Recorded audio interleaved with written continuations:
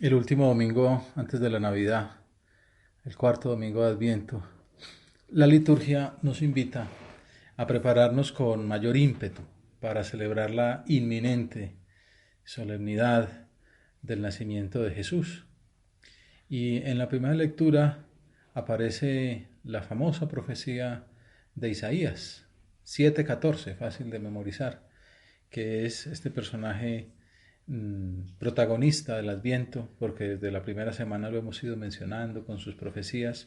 Esta es aquella famosa en la que él se presenta ante el rey Ahaz para decirle que Dios le manda a decir que no se arme alianzas con otros pueblos para que parezca que se triunfa sea por su fuerza humana, que confíe en Dios, aunque sean pocos, y que para que quede claro que eso es una promesa divina, pida un signo divino que el Señor se lo dará por medio del profeta. Entonces el rey no está contento con esa profecía porque le enreda la vida y lo pone en inferioridad de condiciones humanas ante el enemigo. Y entonces dice, no lo tentaré, no le pediré a Dios un signo, como dándoselas de piadoso, pero en realidad sacando el cuerpo para no tener que obedecer ese mensaje tan comprometedor. Y entonces la respuesta del profeta es famosa, pues aunque no la pidas, te lo daré.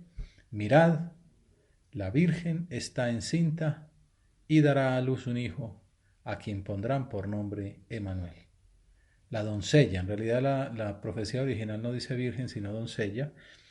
Tampoco tiene nada de raro, el rey estaba recién casado, o sea que si poco tiempo después la doncella, esposa del rey, hubiera aparecido con un hijo, pues tampoco hacía falta ser profeta para prever que eso sucediera.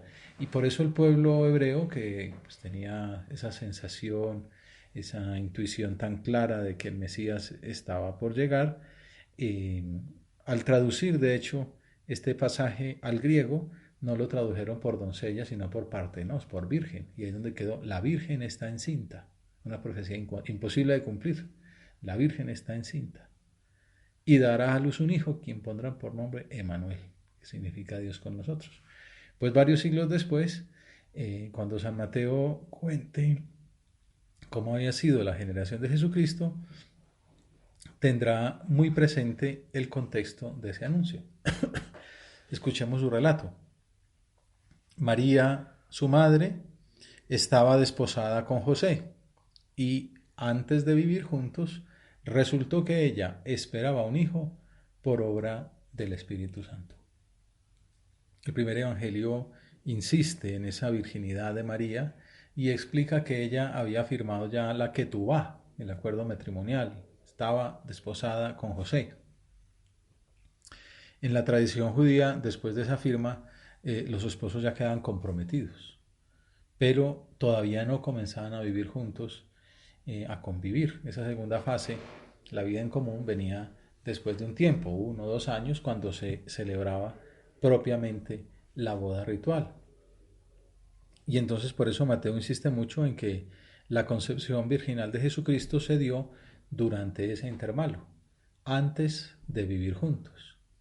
Y lo hace con menos detalles que San Lucas, simplemente diciendo, resultó que ella esperaba un hijo por obra del Espíritu Santo. San Lucas cuenta toda la anunciación, el diálogo del arcángel Gabriel con la Virgen María, pero Mateo lo que presenta en estas últimas circunstancias es esa figura del último protagonista del Adviento, San José, que cumple su papel de forma callada. José, su esposo, como era justo y no quería difamarla, decidió repudiarla en privado.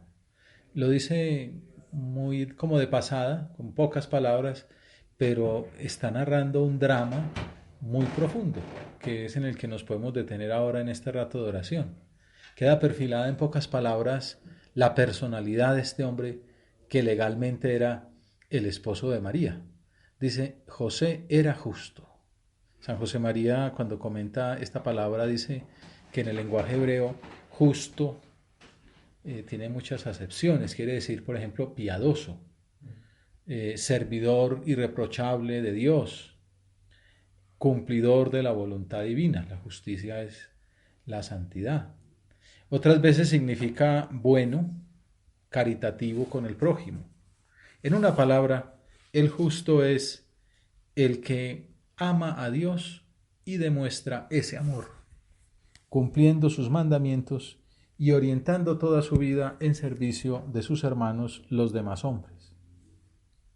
En este caso, Mateo aclara que la justicia, la santidad de José se manifestó en dos hechos. En primer lugar, no quería difamarla. Y en segundo término, decidió repudiarla en privado. Los padres de la iglesia, meditando sobre este pasaje, han entendido que no es que la rechazara, sino que se sentía indigno de participar en un misterio tan grande. O sea, él era consciente de esa santidad de María, de un regalo que Dios le había dado cuidar de esa mujer que era pues la obra maestra de la creación, y de pronto aparece con ese misterio de la concepción virginal. Vio que ahí era un misterio entre Dios y ella y prefirió apartarse. Y entonces recurrir a esa posibilidad jurídica, repudiarla en privado, para que ella quedara libre de hacer su vida con Dios.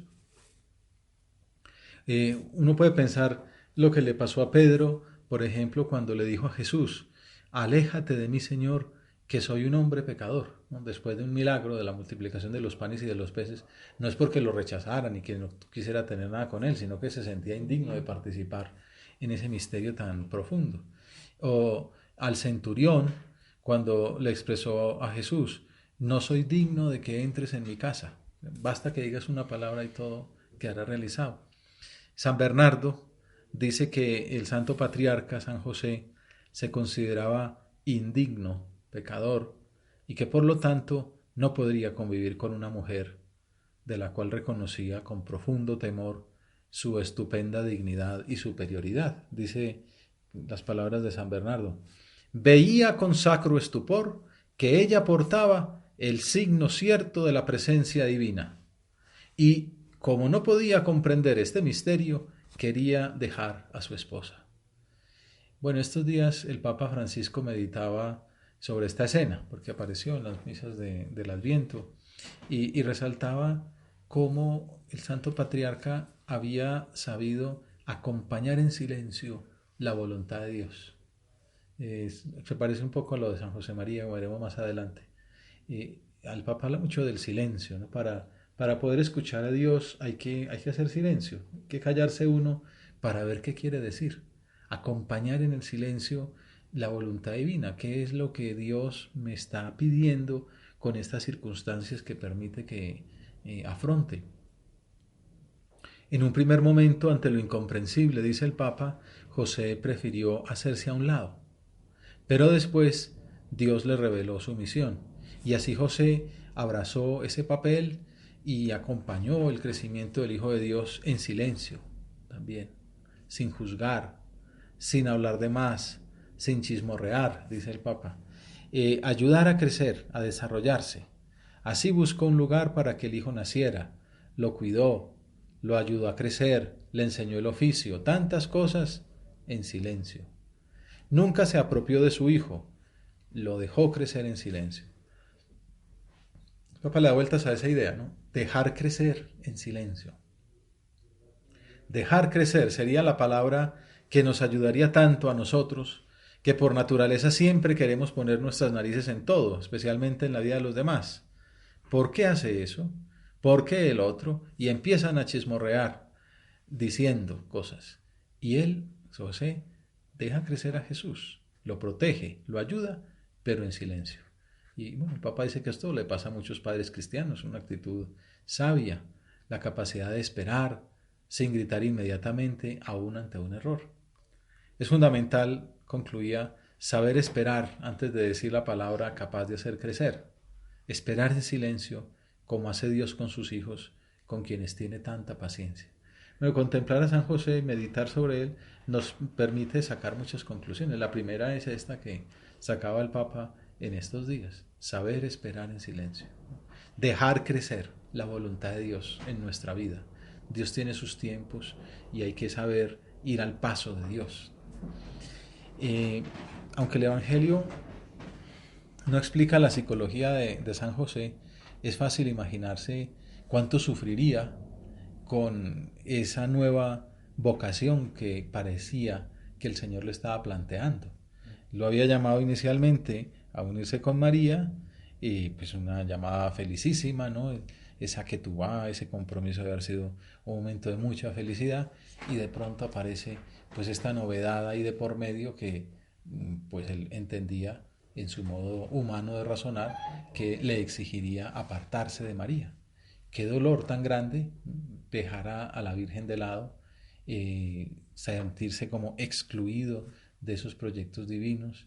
Y nos, es fácil imaginarnos que le costaría mucho humanamente tomar esa decisión de aceptar la voluntad de Dios. También a nosotros nos puede pasar. Podemos tener momentos en nuestra vida en los cuales se nos haga difícil identificarnos con la voluntad de Dios. No entendemos lo que sucede, nos cuesta perder o nos cuesta humillarnos o nos cuesta ver que no nos quieren o que no nos comprenden o que se haga evidente públicamente, aunque sea solo ante una persona o pocas, pues nuestra falta de valía o que hayamos fallado o que no somos tan buenos como muchos piensan. Bueno, el Señor también lo va visitando a uno con esas circunstancias para purificarlo a uno y para que uno se conozca más y para que uno sea santo. Otras veces es que pide cosas que cuestan, piden cosas exigentes, desarraigos, ¿no? Soltar amarras, volar más lejos, y puede costar identificarnos con la voluntad del Señor, como le costó a José.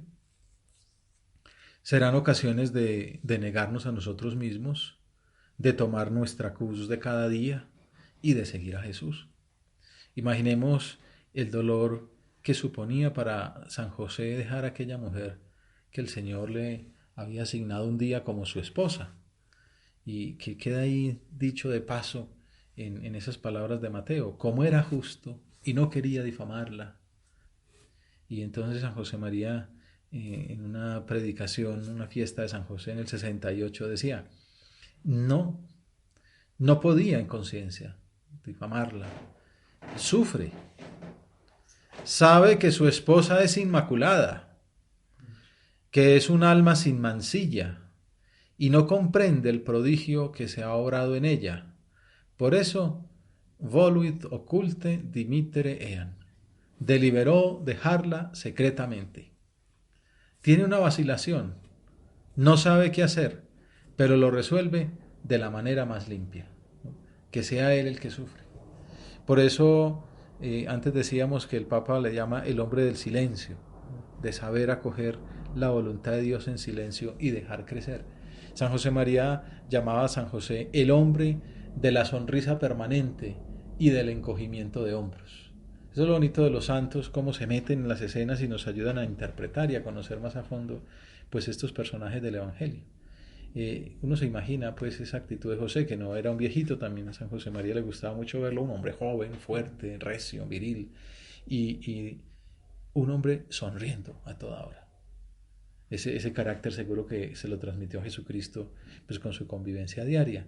La sonrisa permanente y la sonrisa de María, esa casa de Dios es una alegría, como deben ser todos los hogares cristianos, ¿no? Sembradores de paz y de alegría, hogares luminosos y alegres.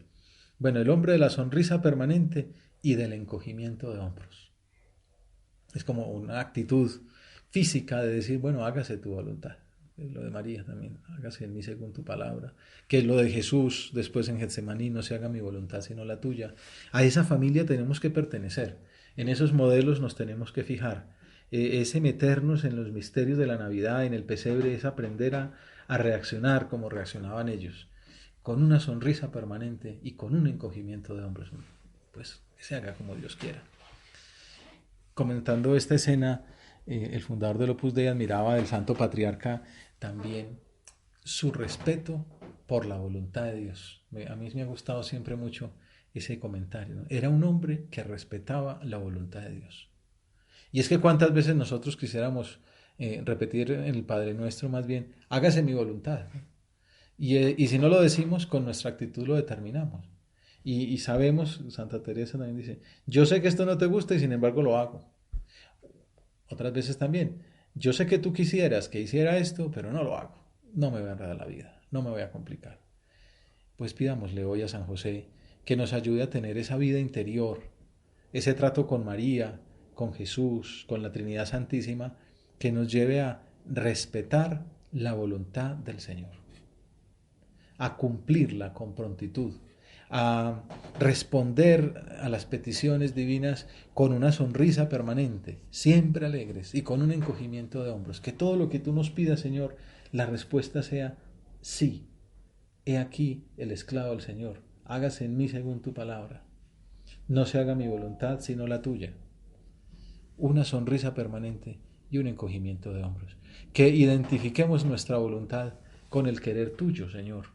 Que atendamos a lo que nos pides con la misma fe, con el mismo amor de José y de María, con una acogida serena de los designios de Dios.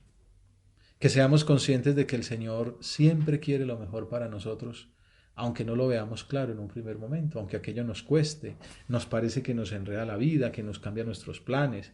Es lo que hemos visto también, comentado por el Papa, que todas estas escenas de la Anunciación, el nacimiento de Jesús, es una permanente cambio de planes de parte de Dios, ¿no?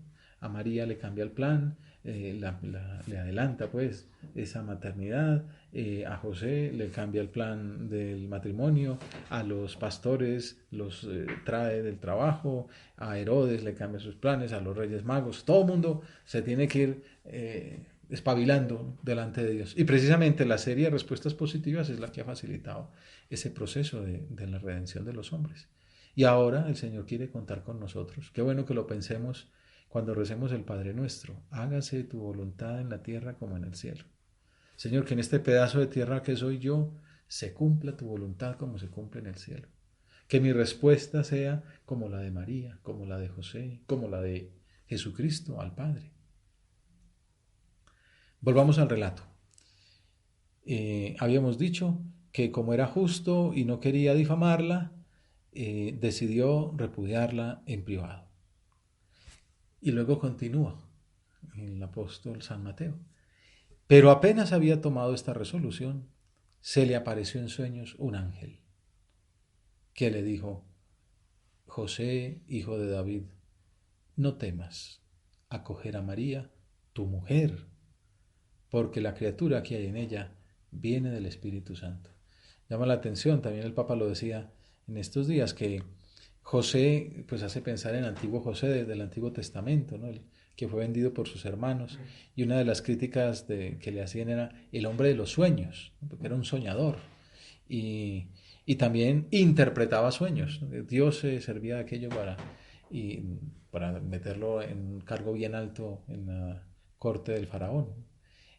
Bueno, pues San José, el tocayo, también es un hombre de sueños, no un soñador, sino un hombre con los pies en la tierra, pero que sabe soñar lo que Dios le pide, ¿no? Y que sabe interpretar los sueños. Dios se sirve de sus sueños, no es una ensoñación, ¿no? Sino es una verdadera revelación de Dios en medio de los sueños, en que le manda decir por medio del ángel: José, hijo de David, no temas acoger a María, tu mujer. Y bonito, ¿no? Dice tu mujer, no la pierde. San José María le gustaba mucho poner en el pesebre representada a María bien cerquita de José para mostrar esa unidad, esa cercanía que hay entre los santos, unidos especialmente por ese deseo de cumplir la voluntad de Dios, porque la criatura que hay en ella viene del Espíritu Santo. También Mateo pues escribe insistiendo mucho en la virginidad de María. Pero es bonito pensar que así eres tú, Señor. A veces permites que no veamos clara la solución a un problema para que como que nos veamos obligados a abandonarnos más plenamente en ti. Y cuando decidimos seguir tu designio, tomar nuestra cruz, descubrimos que has estado siempre a nuestro lado, haciendo las veces de Cirineo. Y cuando más parece que estábamos sufriendo era cuando más cerquita estabas de nosotros. San José pensó en un primer momento que su vocación era ahora abandonar a María, y el Señor le hizo ver que no, todo lo contrario, no debía hacerlo, que su misión en la vida sería cuidar de ella y de su hijo, del Mesías esperado. Es otra conclusión bonita de esta consideración de San José, que es uno de los protagonistas del Evangelio, del Adviento, de esta fase final de la Navidad. Lo que Dios pide generalmente es aquello en lo que después premia. O sea, a uno le pide, la otra vez me acuerdo que recordaba este ejemplo de un amigo que me contaba que a él le gustaba mucho viajar y cuando vio su vocación, que pues que era una entrega completa, pues el numerario lo puse y decía, ¿y qué va a pasar con lo que me gusta a mí viajar? Y después me decía, la verdad yo no he salido sino del pueblo a la ciudad, pues, pero me soñaba viajar y entonces pensaba que eso me iba a romper, ¿no?, mis viajes. Y eso se lo contó al anterior prelado, don Javier Echevarría, y don Javier decía, no, vas a viajar mucho. Entonces todo, terminó siendo rector de una universidad y viajaba por el mundo. Ahora es el vicario general del Opus Dei y viaja por todas partes atendiendo a la gente. El que entregó, pues no viajar de Córdoba a Buenos Aires, terminó viajando pues de Roma a Rusia, a África. El Señor incluso como que premia eso, ¿no? También me acuerdo un arquitecto que bueno, se entregó a Dios y pues poniendo las manos la arquitectura y pues de pronto se le acaba la posibilidad de construir pues esas grandes edificaciones que él se soñaba. Y también muchos años más tarde me contaba a mí que he construido más que todos mis compañeros y además he construido en los 5 continentes, ¿no? Porque este también es del Opus Dei, va construyendo oratorios en África, en América, centros de la obra, residencias universitarias, ¿no? Ya quisiera muchos arquitectos tener pues tantas obras en tantas partes del mundo. El Señor premia como aquello en lo que exige más, ¿no? Y es lo que hace con San José, que decide repudiar a la Virgen en secreto, apartarse de ella con ese dolor que le daría. Y el Señor le da como premio a ese abandono. No, al contrario, es tu mujer y tienes que ser el padre putativo de aquel hijo. Eh, es más, es como un premio, ¿no? Ejercer las veces de padre. Le pondrás por nombre Jesús. O sea, tienes que ejercer como si fueras delante de los hombres su padre. Dará a luz un hijo y tú le pondrás por nombre Jesús porque él salvará a su pueblo de sus pecados. Esa palabra salvación, ya ayer meditábamos un poco en ella, son esas palabras claves de la Navidad, ¿no? Jesús ha venido para salvarnos, para redimirnos, para perdonarnos, para liberarnos del pecado. Y qué bonito ver José cómo queda metido en esa misión, ¿no? Le vas a poner el nombre de Salvador. Salvador, como le decían los casi esclavos, pues la gente del pueblo, a sus reyes, esos que iban por ahí en las manifestaciones repartiendo monedas, que decíamos también, de acuerdo con la carta de Tito, que se considera en la Navidad. Y entonces el autor de la carta de Tito hace ver que el que verdaderamente se manifiesta, el verdadero rey es Dios, que se manifiesta en el Hijo y que nos salva. Entonces la salvación no es dar unas monedas de oro, sino el perdón de los pecados. Y el que le pone el nombre de Salvador a Jesús es José. Pues Joshua significa el que salva. Y entonces muy bonito cómo queda involucrado en esa misión redentora. Lo que se llama la co-redención, que nosotros también tenemos que ayudar a redimir, a que mucha gente goce de ese perdón que el Señor ha venido a traernos, siendo nosotros yendo por delante en esa unidad con el Señor, huyendo del pecado y acogiendo su gracia en el sacramento de la penitencia, en el sacramento de la Eucaristía, que es los que más frecuentemente podemos recibir. Benedicto XVI, que está muy viejito y estos días recibió visita del Papa Francisco, se llama Joseph Ratzinger. Entonces es su santo y le tiene mucha devoción a San José, tanto que todos los 19 de marzo se hace una pequeña meditacioncita con sus subalternos ahí en la Congregación de la Doctrina de la Fe. Me contaba uno de ellos, un obispo colombiano, y entonces decía, lástima que no tomamos nota de aquello, pero en un Ángelus hablaba de como esa vocación paternal de San José y decía, es el evangelista San Mateo quien da mayor relieve al padre putativo de Jesús, subrayando que a través de él el niño resultaba legalmente insertado en la descendencia davídica, porque José es de la familia de David, por eso tienen que ir a Belén al censo, porque José es de la familia de David. Así le daba cumplimiento a las escrituras en las que el Mesías había sido profetizado como hijo de David. Desde luego, La función de San José no se reduce a ese aspecto legal. Es modelo de hombre justo, como decíamos al comienzo, que en perfecta sintonía con su esposa acoge al Hijo de Dios hecho hombre y vela por su crecimiento humano. Lo deja crecer, como decía Francisco. Por eso, en los días que preceden a la Navidad, es muy oportuno, como estamos procurando hacer ahora, entablar una especie de coloquio espiritual con San José, para que Él nos ayude a vivir en plenitud este gran misterio de la fe. O sea, es un hombre de fe, ese encogimiento de hombros, esa sonrisa permanente, es una manifestación de fe. Yo creo en Dios. No entiendo lo que me pide, me está pidiendo algo muy grande, pero lo hago. Repudio en secreto, luego, después en la vida de Jesús veremos cómo en sueños le dice, bueno, Herodes va a buscar al niño para matarlo. Entonces puede decir, no, pues nos tendremos que ir, pues ahora en unos 13 meses nos vamos de aquí. No, en la madrugada arman maletas y se van. Luego cuando regresan, varios años después, oye que sigue reinando uno de los Herodes y no, pues no podemos volver al pueblo. Entonces tiene que estar siempre pendiente de la voluntad de Dios y actuando también con su propia autonomía, con su inteligencia libre, poniendo toda su vida y su libertad al servicio del plan de Dios. Es un maestro maravilloso, ¿no? De fe y de amor, y por eso la iglesia nos lo pone ahí eh, como ejemplo, ¿no? de fe viril, recia, masculina. En la reciente homilía del Papa que citábamos antes, del Papa Francisco, decía que además de ser un hombre que sabía acompañar en silencio, José es el hombre de los sueños, pero con los pies en la tierra. El pontífice aclara que San José era un hombre concreto, pero con el corazón abierto. O sea, era un hombre de sueños, pero no un soñador. Y bueno, el Papa ahí le da vueltas a ese tema del sueño. El sueño es un puesto privilegiado para buscar la verdad, porque ahí no nos defendemos de la verdad.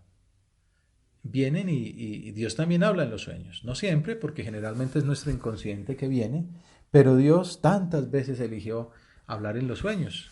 Lo hizo tantas veces, en la Biblia se ve. Y José era el hombre de los sueños, pero no un soñador, un fantasioso. Un soñador es otra cosa. Aquel que cree, va.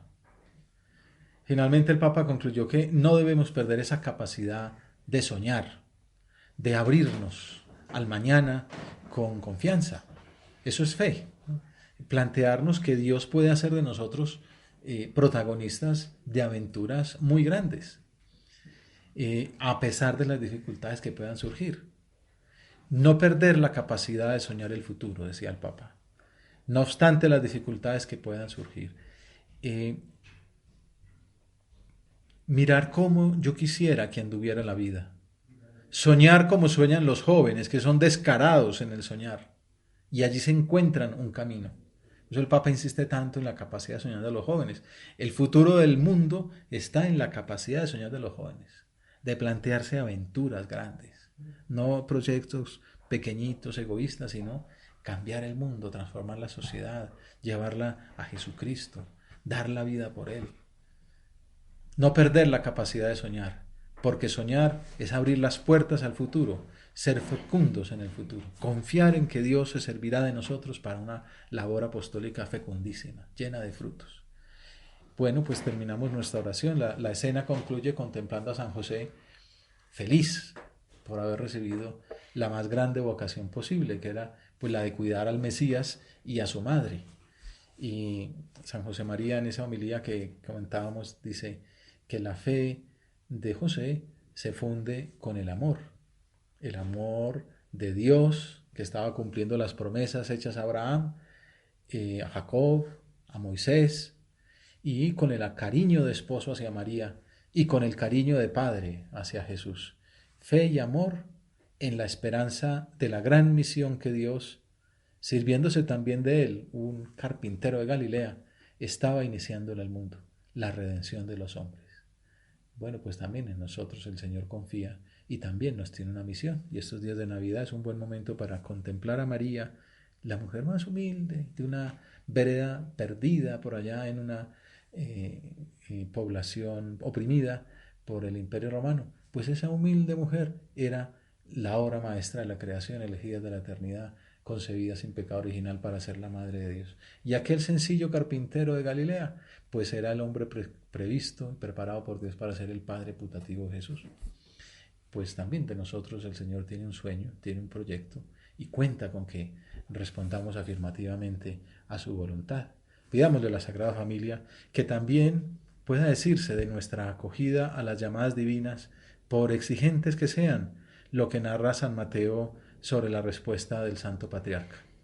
Cuando José se despertó, hizo lo que le había mandado el ángel del Señor y acogió a su mujer.